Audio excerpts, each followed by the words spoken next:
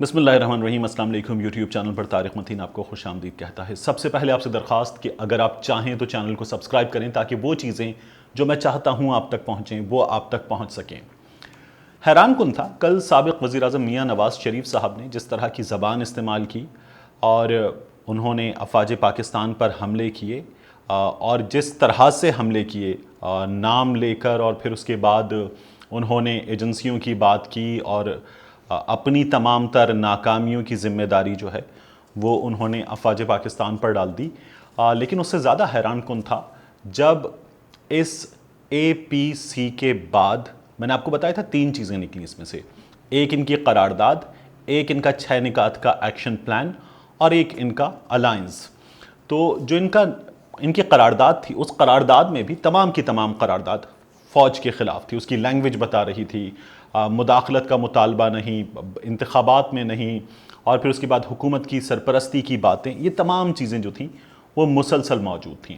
हैरान कुन इसलिए कि अब खबर आ रही है army chief general Qamar Javed Bajwa साहब ने और DG ISI लेफ्टिनेंट जनरल फैज़ हमीद साहब ने इन ही सियासतदानों से 15 सियासी जमातों के रहनुमाओं से अभी रिसेंटली एक मुलाकात की है। ये मुलाकात बहुत अहम थी। ये मुलाकात पाकिस्तान की किस्मत के फ़ैसलों के हवाले से बहुत अहम थी और इस मुलाकात में मुल्क की सिक्योरिटी के मामलात, गिलगित बल्तिस्तान के हवाले से इंतज़ामी उमूर, कौमी सलामती के मामलात, ये तमाम चीज़ें ज़ेर बहस आईं। और इस मुलाकात में हैरान कुन मैं बार बार इसलिए कह रहा हूँ कि इस मुलाकात में army chief general Qamar Javed Bajwa साहब ने भी और DG ISI लेफ्टिनेंट जनरल फैज़ हमीद साहब ने भी सियासतदानों को बताया कि वो फ़ौज की सियासत में मुदाखलत के ख़िलाफ़ हैं। उन्होंने ज़ोर दिया कि फ़ौज को सियासत में घसीटा ना जाए। उन्होंने सियासतदानों पर भी ये वाज़ेह कर दिया था कि वो मुदाखलत के भी ख़िलाफ़ हैं और फ़ौज को इसमें घसीटा भी ना जाए, इसमें शामिल भी ना किया जाए। और आर्मी चीफ ने बताया कि फ़ौज सियासत से दूर है। उन्होंने ये भी कहा कि डायरेक्टली इनडायरेक्टली कोई भी ताल्लुक़ नहीं है। उन्होंने ये बताया कि हुकूमत कोई भी हो, खाह वो पाकिस्तान पीपल्स पार्टी की हुकूमत हो, मुस्लिम लीग नून की हुकूमत हो, पाकिस्तान तहरीक इंसाफ की हुकूमत हो, फ़ौज उसका साथ देगी, उसके साथ मिलकर काम करेगी, उसकी मुआवनत करेगी। अब गिलगित बल्तिस्तान के हवाले से उन्होंने बात की और कहा कि इसे पाकिस्तान का हिस्सा बाज़ाब्ता तौर पर बनाया जाएगा और इस हवाले से फ़ैसला, उन्होंने एक बार फिर कहा कि ज़िम्मेदारी सियासतदानों की होगी, वो इलेक्शन के बाद करें, इलेक्शन से पहले करें। उन्होंने कहा कि ये भी आपका फ़ैसला है। इन रहनुमाओं में जिन्होंने मुलाकात की, इनमें बिलावल भुट्टो जरदारी मौजूद थे, मियाँ शहबाज शरीफ मौजूद थे, इनमें JUIF की जानिब से मौलाना फजलुर रहमान के साहबजादे असद मौजूद थे, सिराजुल हक साहब मौजूद थे, दीगर सियासी जमातों के कायदीन इसमें मौजूद थे, 15 सियासी जमातों के रहनुमा इसमें मौजूद थे। और ये लीडरशिप जो थी, इस लीडरशिप पर कैटेगोरिकली वाज़े किया गया कि अफ़वाज पाकिस्तान बराह रास्त, बिलवास्ता, बिला वास्ता किसी भी लिहाज से मुदाखलत नहीं कर रही सियासत में, उनका कोई ताल्लुक़ नहीं। आपको याद होगा जब इमरान खान साहब ने आज़ादी मार्च किया था, धरने पर पहुंचे थे, तो फिर उसके बाद जो सूरत हाल थी उसमें उनकी मुलाकात हुई राहील शरीफ साहब से। वो राहील शरीफ साहब से मिलकर आए और उसके बाद धरना जारी रहा, क्योंकि उनकी बात सुनी गई और बात सुनने के बाद उनको ये बताया गया कि अफ़वाज पाकिस्तान का इससे कोई ताल्लुक़ नहीं है। यही बात मुस्लिम लीग नून को, जिसकी उस वक्त हुकूमत थी, उनको भी बताई गई, इनको भी बताई गई कि ये सियासी मामला है, इस सियासी मामले में फ़ौज की मुदाखलत मुनासिब नहीं है, फ़ौज को इसमें ना घसीटा जाए। तो ये वाज़े कर दिया गया था।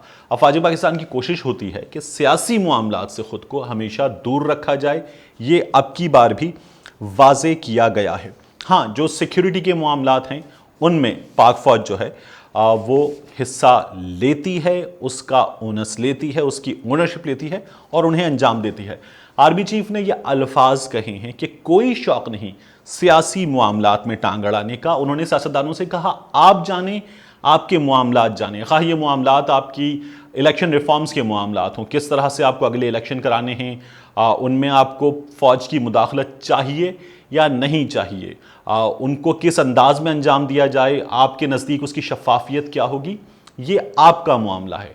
नैब के मामलात, नैब को आप जिस तरह मोड़ना चाहें, कानून साजी करें, जो चाहें आप करें, ये आप लोगों का मामला है, हमारा इससे कोई भी ताल्लुक़ नहीं है। उन्होंने कहा दीगर सियासी मामलात जो आपको असेंबली में लेजिस्लेशन करनी है उससे हमारा ताल्लुक नहीं है, हम उसे नहीं देखते। उन्होंने कहा कि हम सिर्फ एक बात चाहते हैं कि हम पाकिस्तान को आगे लेकर जाएं, पाकिस्तान की तरक्की, पाकिस्तान की सलामती, पाकिस्तान का दिफा, ये हमारा मतमय नज़र है, इसके सिवा कुछ भी नहीं है। यहाँ एक बड़ा ज़बरदस्त इनके लिए मील सर्व किया गया और इन्हें ये तमाम चीज़ें कम्युनिकेट की गई। ये तमाम चीज़ें कम्युनिकेट किए जाने के बाद ये एपीसी हुई है और इस एपीसी में ये तमाम लैंग्वेज यूज़ हुई है। इस वक्त ये भी कहा गया कि आप कल आ जाएं सियासतदानों से। उन्होंने बिलावल भुट्टो जरदारी की जानिब देखते हुए, मियाँ शहबाज शरीफ साहब की जानिब देखते हुए कहा कि कल आप लोगों में से किसी की हुकूमत आएगी तो पाक फौज एक मुआवनत करने वाला मातहत इदारा है, यह आप लोगों की भी मुआवनत करेगा और हम हुकूमत के अहकामात के तहत उसकी मुआवनत करते रहेंगे। उन्होंने अलबत्ता एक बात की कि इस वक्त पाकिस्तान में भी, पाकिस्तान के खिलाफ भी इंटरनेशनल लॉबीज़ काम कर रही हैं। इन लॉबीज़ को हम शिकस्त देना चाहते हैं। आर्मी चीफ ने भी रिसेंटली 5th जनरेशन वॉर की बात की थी और इस 5th जनरेशन वॉर के हवाले से बात करते उन्होंने कहा था कि मुल्क की सलामती के लिए बड़ा ख़तरा है। और मैंने आपको बड़ा एक्सप्लेन करके बताया था कि जो वॉर जनरेशन्स हैं ये क्या हैं, किस तरह से हैं, फर्स्ट से लेकर और फिर वो गोरिल्ला वॉर और उसके बाद गोली चलना और फिर उसके बाद यहाँ इस इंफॉर्मेशन टेक्नोलॉजी एरा तक आने तक ये जो 5th जनरेशन वॉर है और फिर इसमें जासूस दाखिल करके प्रोपेगेंडा के ज़रिए तमाम मामलात अंजाम दिए जाते हैं। हमें नज़र आता है कि हमारे यहाँ सियासतदानों में कौन है, सहाफ़ियों में कौन है, सिविल सोसाइटी में कौन है जो अपने ही इदारों, अपने ही मुल्क के ख़िलाफ़ इन तमाम मामलात में ये काम कर रहा है। तो उन्होंने कहा कि हमें इन इंटरनेशनल लॉबीज़ को जो है वो शिकस्त देनी है। कल आप देखिए कि मियाँ नवाज़ शरीफ साहब ने अपनी तकरीर में जनरल आसिम सलीम बाजवा साहब का नाम लिया, lieutenant general retired Asim Salim Bajwa साहब का नाम लिया और उनका नाम लेकर उनके बारे में बात की। फिर मियाँ नवाज़ शरीफ साहब ने एजेंसीज़ के बारे में बात की, उन्होंने फ़ौज के बारे में बात की। उन्होंने कहा कि हमें गद्दार करार दे दिया गया, डॉन लीग से मियाँ साहब ने एतराफ़ कर ही लिया था। तो ये साफ नज़र आ रहा था। लेकिन सिर्फ मियाँ नवाज़ शरीफ नहीं, आप रिसेंटली देखिए मौलाना फजलुर रहमान साहब के भाई ने, अताउर रहमान ने, फ्लोर ऑफ द हाउस जिस तरह की ज़बान अफवाज पाकिस्तान के बारे में इस्तेमाल की है वो गवाही देती है कि ये लोग किस एजेंडा पर हैं। महमूद खान अचकज़ई साहब ने फ्लोर ऑफ द हाउस पर जिस तरह की बातें की हैं और जिस तरह से जुमला कहा था कि मैं क्यों लगाऊंगा फिर पाकिस्तान जिंदाबाद का नारा, जब ये उन्होंने सवाल किया था, तो ये वो लोग हैं कि जिनकी वजह से आपको एक अफवाज पाकिस्तान के ख़िलाफ़ इश्तियाल फैलाने वाली कोशिश जो है वो नज़र आती है। यही कोशिश कल मियाँ नवाज़ शरीफ साहब की तकरीर में नज़र आ रही थी और साफ तौर पर नज़र आ रहा था कि लंदन में जो रहनुमा 1990-92 से मौजूद हैं, कल मियाँ नवाज़ शरीफ उनके रस्ते पर चल पड़े और बिल्कुल जिस अंदाज में वो तकारीर करते हैं, क्योंकि वो एक और कैफियत में करते हैं, तो वो गालिबन उस कैफियत में होते हैं। मियाँ नवाज़ शरीफ अभी उस कैफियत में नहीं थे, लेकिन मियाँ नवाज़ शरीफ की का लबो लहजा कमोबेश वही था, ज़बान वो नहीं थी। फिर उसके बाद आर्मी चीफ ने यह भी कहा कि इन इंटरनेशनल लॉबीज़ को देखते हुए ये भी देखिए कि भारत पाकिस्तान में क्या साजिशें कर रहा है। ये साजिशें भारत में पाकिस्तान के एजेंट अमन व अमान को ख़राब करने के लिए दहशतगर्दी की कार्रवाइयों के ज़रिए भी कर रहे हैं और ये साजिशें करते हुए हमारे अपने लोग भी उनका एजेंडा पाकिस्तान में फैलाकर अपनों के ख़िलाफ़ लोगों को भड़का रहे हैं और गलत मालूमात, गलत एजेंडा, दुश्मन का एजेंडा फैला रहे हैं।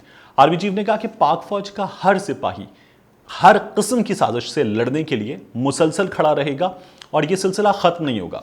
अब हैरान कुन, मैंने आपसे शुरू में कहा था, मैं आखिर में एक बार फिर इसको रैप अप करते हुए कहूँगा कि इन तमाम सियासी जमातों की इस ज़बान में और इस तहरीर में, यानी एक ज़बानी बयान जो है वो तो उस फ्लो में होता है, at the heat of the moment होता है, लेकिन जब आप ज़ाब्ता तहरीर में लाते हैं किसी बात को तो फिर आप उस पर अपना एक थॉट प्रोसेस अप्लाई करते हैं, आप उसे रीविज़िट कर सकते हैं, आप उन लफ्ज़ों को लिखने के बाद उन लफ्ज़ों के मफाहीम देखते हैं और ये जांचते हैं कि आपके इन अल्फाज का इम्पैक्ट लोकली, ग्लोबली क्या हो सकता है, आपके इन अल्फाज का इम्पैक्ट आपकी ऑडियंस पर, आपके इदारों पर, आपके मुल्क पर क्या होगा। तो इन तमाम चीज़ों को देखने के बाद आप उन्हें फाइनल करते हैं और उन्हें प्रेजेंट करते हैं।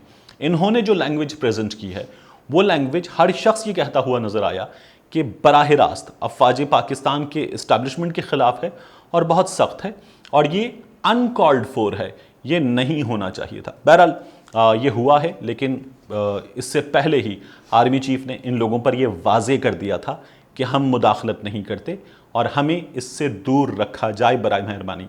लेकिन ये बात शायद समझ में नहीं आई है। मिलते हैं आपसे अगले वीडियो में।